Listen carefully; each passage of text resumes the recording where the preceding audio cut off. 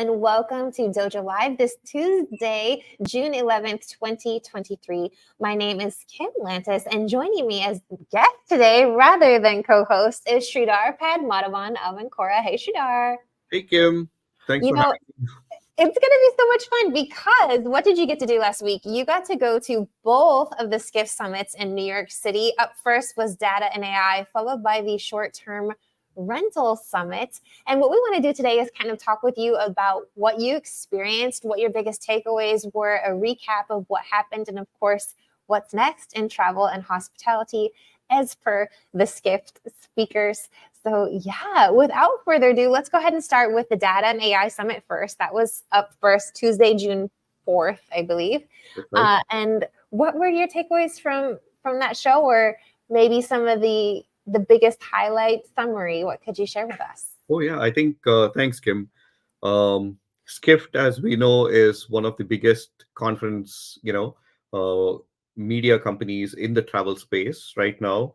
And they have increasingly been putting together a very impressive set of conferences throughout the year. And this year they had the Data and AI, which has traditionally been the data conference. This year they made the Data and AI conference. They also added for the first time the short-term rental portion. Since it was back to back, it was great. Smaller audiences, great lineup. So no, it was really very interesting, Kim. So coming to the Data and AI, a lot of the people's thoughts were around what is hospitality going to do in AI? Where is it going to work? What are the use cases? Is AI even relevant at this time? Is there money to spend on this? So, listening to people from Marriott, from Expedia, from Skift's own research team, some common themes emerged that it is possible to test, number one. Number two, there are a set of use cases both inside the company as well as for customer service agents. And all companies are kind of sort of trialing it out right now, Kim. That was my high level takeaway for what they're trying to do.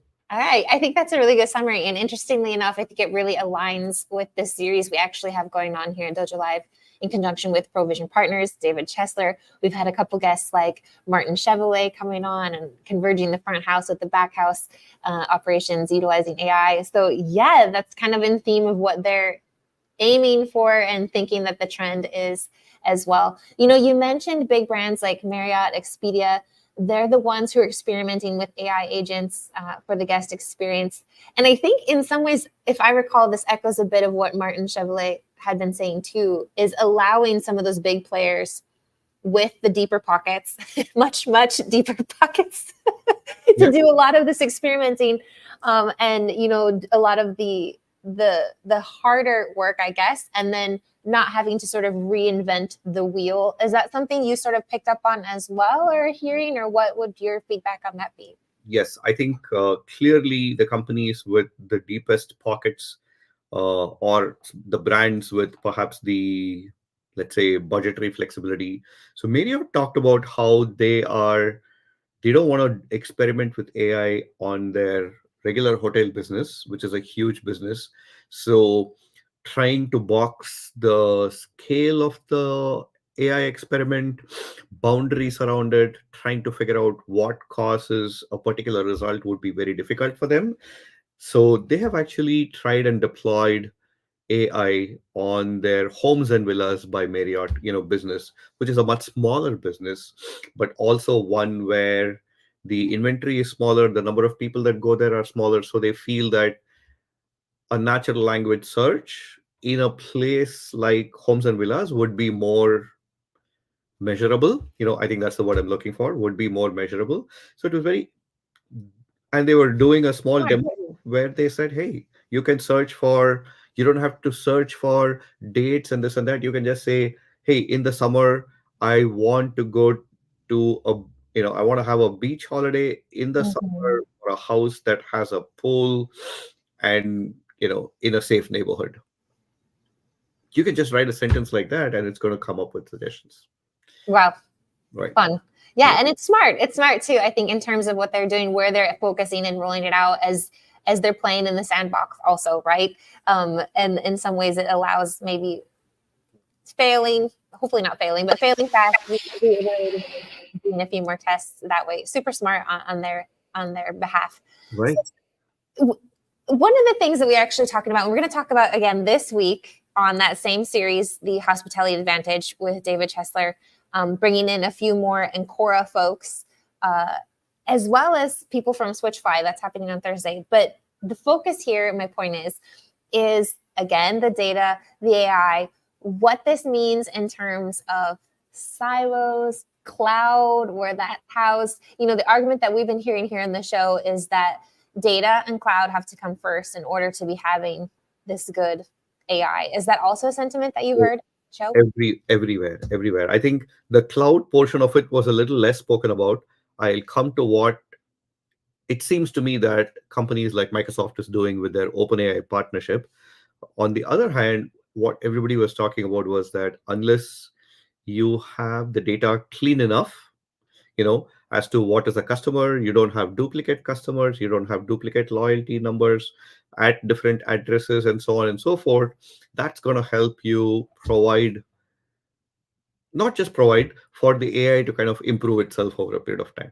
The more you have slightly sketchy data, the more you're not sure why the AI worked the way it did, right? So, and they're all talking about this term called AI hallucinations, where the AI starts doing things that you do not expect it to do, or you're not, I mean, that's the nature of AI. So, data, supreme importance.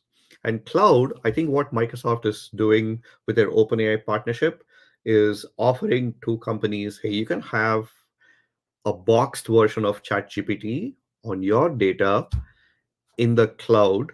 So these are all different models that are coming up. So yes, the cloud is going to be key, and data is, I think, foundational. Data is foundational, right? Oh, definitely. And I guess that age-old adage, well, not age-old, but at least in the computer age-old adage, garbage in, garbage out still holds true. Very much, which is why I think past chatbot experiences have been very strange. And hopefully now the guardrails. So if you need good outcomes, you need good guardrails. If you need good guardrails, it's data that's going to provide the guardrails. So that's my understanding of from what I have. Yeah. And was this talked about how companies are sifting through that data, or like with so much data, how are they determining what's good, what's not purposeful or useful? Great question, Kim. Right. So I think every company has a data team, a chief data officer, and whose job it is. I think for the last 10, 12 years, they've been working on things like, data governance, data quality, MDM, master data management, defining, what is a customer. And, to some extent, for example, if you take American Express Global Business Travel, then JP Morgan is a customer. But for an Expedia, I'm a customer, right? So, what is a customer? Who do we treat in what way? All of these things are things that they have been working on. So companies that have undertaken more of this journey, I think, will be a little bit better prepared to start their experiments. All right. So that's a really good takeaway, right? If you haven't got started, you're already behind. Catch up. Absolutely. You mentioned a few of these use cases already with the search, for example, of no longer having to do drop downs or specific dates, but just throwing out this nice to have, this vision of what I want my vacation to look like, and having the AI provide options for me. Are there any other sort of use cases that you heard about that are worth mentioning? Very much, right? I think in the last few weeks, if we have been tracking OpenAI, they've been talking about live translation, so to speak, right? So I can be talking with somebody in a language which I'm not familiar with, and there is an OpenAI chatbot, or GPT-4o as they call it, in between, and it does a live translation, right? So you could potentially travel to a different country with your phone, and your AI is going to do a live translation for you, both sides, right? which is probably coming up sooner rather than later. It has applicability around the world, but it definitely has applicability for the tourism, travel, hospitality industry, right? Absolutely. And it was that with auditory translation or written as well, or both? Both, yeah, both. Live translation. Now that was way out there. A couple of more down to earth alerts is two things. One is you can have a group chat with the AI agent of Expedia, where let us say all of us are going to this conference in Charlotte that we were talking about, right?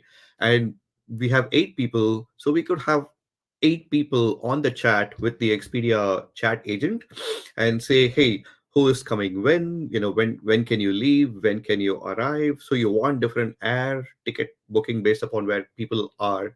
And then we are also going to be, in a hotel there are a few options, which one works ideally. So essentially we are half a dozen different people in different locations going to the common place for a common event. The chatbot will come up with itineraries based upon the company rules for the different team members, probably identify one or two hotels which are the most convenient. Approvals can be, so all of this can now be done within a chat thread, and then you can execute it on, hey, go to your email and click accept and things like that. So that's another use case. And I think the last one was that, hey, let's say we are already in Charlotte, there's bad weather is expected for you, not for me, right? So it'll tell you, Kim, based upon where you're heading back, bad weather is expected. Would you like to change your ticket? And these are the options. So I Huh. mean, all in all, I was like, what? I can't wait for these things to come alive. So All right. Is there a timeline? Did anyone mention, we have these ideas, like, or was a timeline mentioned, or what would your guess be it's in gonna terms be of? it's gonna be here sooner than we know it. Sooner than we know it. It's right now in trials. It's gonna come out, and before long, we're gonna be talking about it as though we had it forever. That's my Right, like the folding map to the map quest to the Google Maps like the way we transition. use, like the Yeah. way we use smartphones today, right? I mean, we can't think of a time when we were like, looking at maps and saying, okay, go left over here. Things like It's really surreal, isn't it? Because I mean, we're both old enough to remember. Like, I can think of it, I can remember it, but it does feel very surreal. Like, huh, that happened. It was like that. Weird, like a folded map. I might have been one of the last generations to actually use a folded map, to be honest. But we were I, talking about the in-person travel agent, right? That Kim yeah, has spoken about. They talked about how you had to go to with your family to a travel agency, which was maybe at a mall, and that person was kind of a magician, and you said, "Hey, here is where I want to go, or where can I go?" And they would just look at it and say, okay, here are some options, and said, oops, no, wait for a minute. And then we would all look at this person thinking that they were able to communicate magically with this computer in front of them and come up with suggestions that only they could find. That's going to be with all of us, kind of. So they reference the travel agency in the wall. I love it. And I think you're mentioning of Marriott and their sandbox with sort of, I believe, a short-term rental space, or those types of housing bookings rather than the traditional Marriott hotels and locations. Uh, let's transition then to the short-term rental summit that happened the next day. It was a busy 2 days for you in New York City. That was on Wednesday the 5th. What were some of your takeaways there? And you said this was the first time that Skift did the short-term rental summit. Right. So some broad trends, some of which maybe we expected, but it was good to see in data. The overall search for short term has gone up a lot. It hasn't been so the amount of short term rental booking is not tracking the search interest, but the search interest has gone up a lot. In their view, that means that if this sustains, the business is going to follow the search trends. Number one. Number two is that medium term rentals, which they're calling 1 month plus, are increasingly common, in the sense that there is a market as well as there are more providers offering medium term, 1 to 3 months, one to Hmm. 6 months, and so on, and Is not that pandemic and post-pandemic related in terms of the working from home shift and people now taking advantage of that flexibility. Very much so, right? And this did not exist before, or there wasn't a search for these things before. Now, depending upon what people are searching for, all of these things are coming up, right? And also, I think in short-term rentals, what they find is that the there was some, let's say, FUD is like FUD, right? Fear, uncertainty, doubt, where hotels were saying, oh, you don't know what you're going to get, going to get a dirty couch and all this other kind of stuff.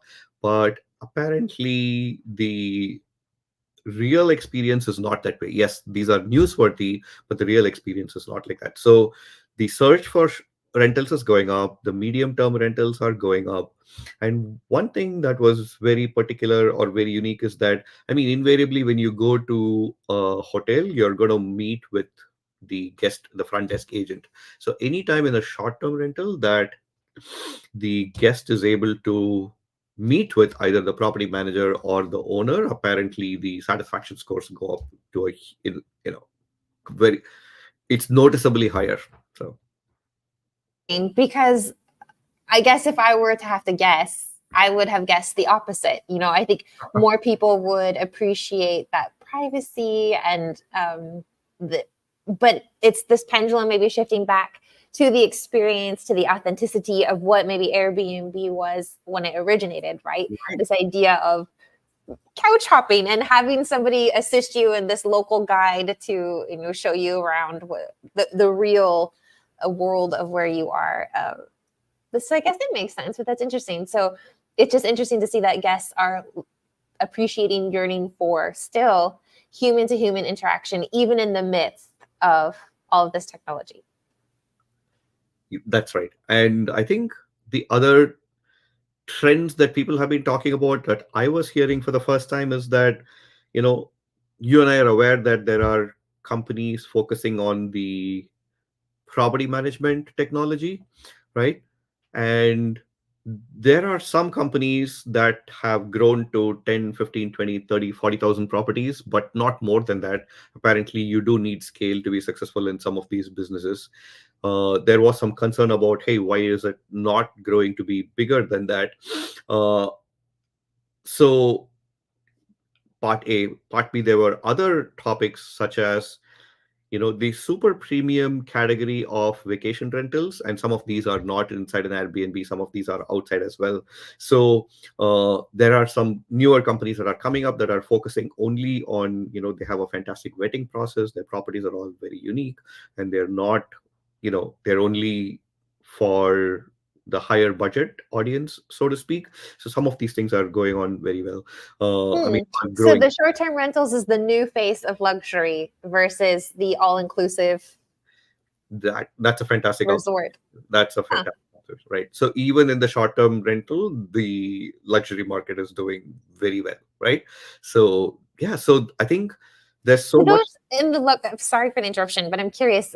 This is somewhat new to me, a bit out of my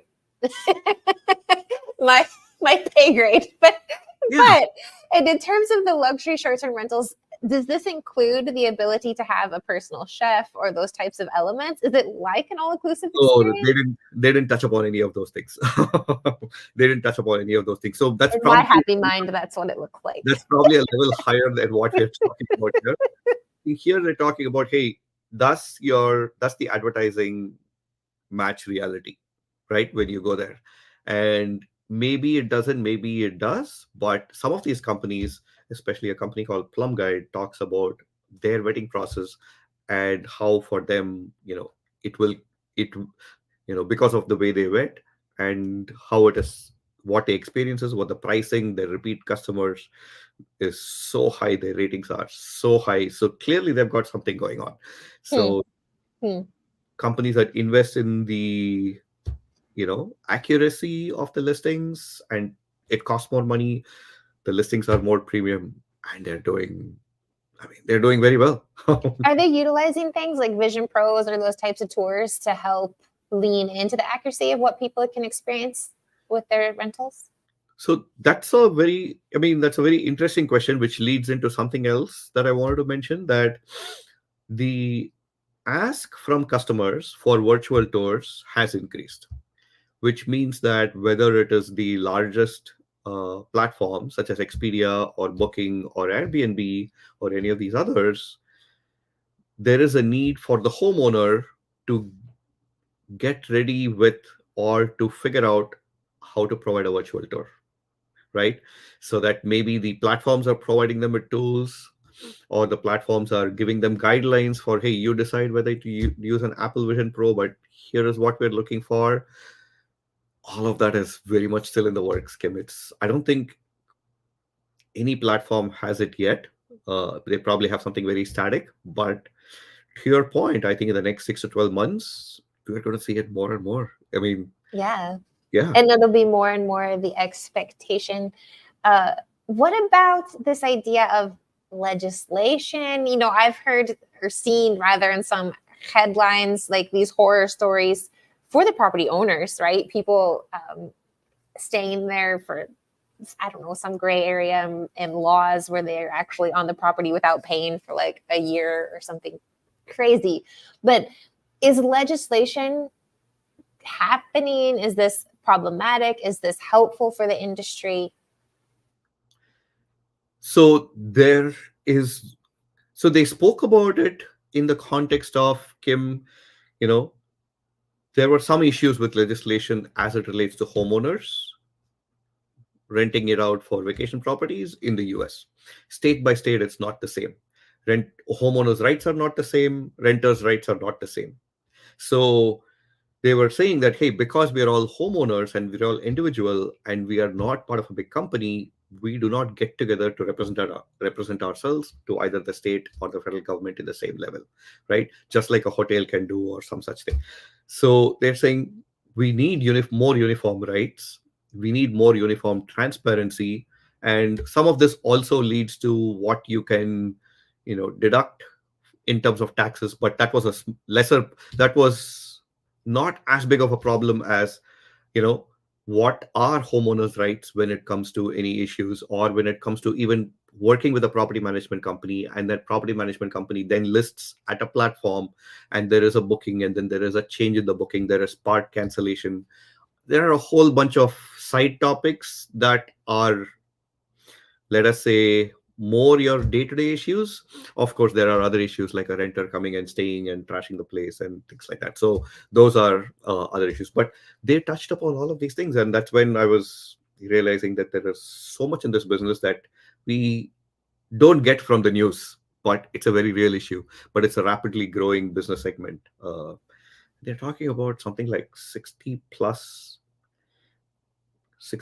billions in terms of these. There are big numbers, so we can get it. for sure, for sure. Yeah, in terms of total amount of bookings that happen. And there's the famous big players in the short-term rental industry: Airbnb, Expedia, Booking.com, probably among them. Is this out, however, a hospitality trend that other hospitality brands are getting into? I think earlier you had mentioned Marriott. Is that the trend? Is that what we can expect as well? Or is it still going to lean mostly with the individual property owners? Great observation, Kim, right? So Marriott has actually gone into the space, and I think other companies did something before these short-term rentals became a thing, right? If you can remember, like Wyndham Vacation Ownership, they had a vacation ownership. Marriott had a vacation ownership. So that program was, hey, you would buy a week in a Marriott, Or uh, travel and leisure type thing, similar right, as well? in a Marriott destination, let's say in Florida, for 1 week a year every year, right? Mm-hmm. And then you could kind of use that currency, so to speak, to say, hey, I want to be a different property. The different property is more expensive. Instead of 7 days, I'll get 3 days and 4 days and all those other things. But you kind of pre-bought it for 1 week a year every year, right? That Mm-hmm. was a short-term rental, but in a previous world. Now, even though Marriott still has vacation ownership, Wyndham still has vacation ownership, what is changing now is that Marriott is actually building out their homes and villas.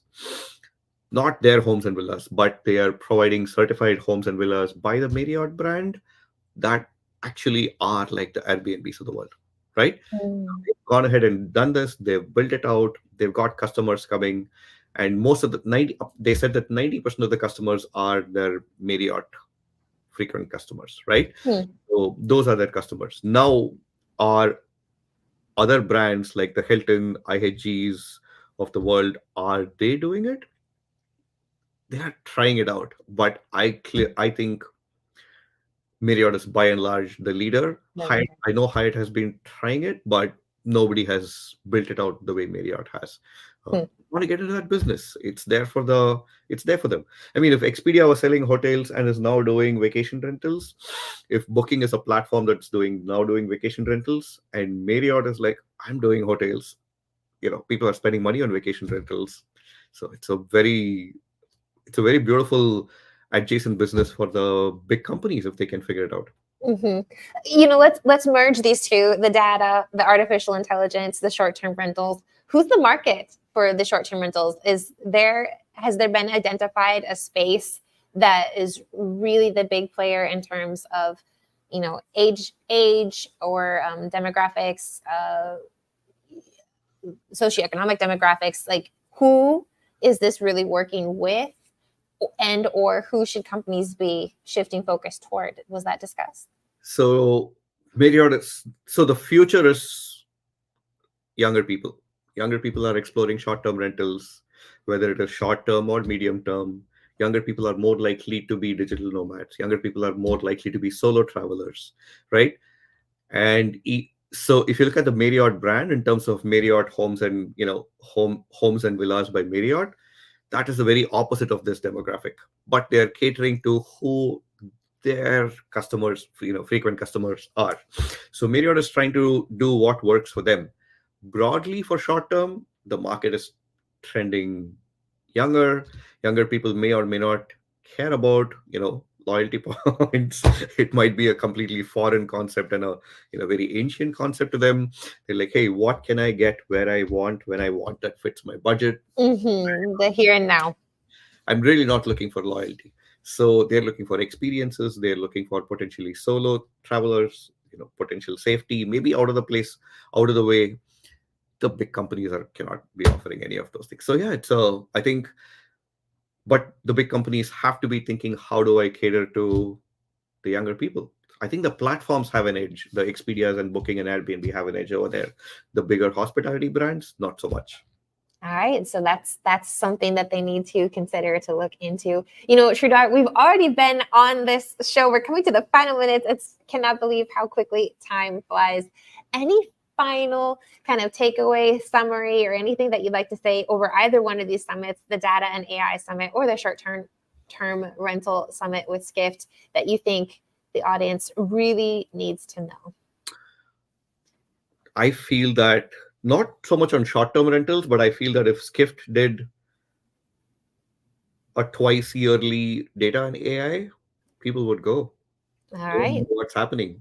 On the other hand, I think there are other forum as well. The focus right is going to be doing talking about data. Everybody else is talking about data and AI in this space. So uh, and companies are investing more. They're watching more. As we ourselves go to other conferences, I Mhm. think we will find the key data people in companies being very interested in what's changing, you know, and what are the new things that they could do. And in 6 months, at least in terms of the bigger platforms, bigger companies, we may have working tools. In a year and a half, I think a lot of the top companies and platforms will probably have more than what you and I can think is possible. All right. Well, we'll see if Shridhar Padmanabhan's predictions come true. Shridhar, you did mention that I'll be headed there too, actually, but to High Tech in about 2 weeks, the 24th through the 27th of June.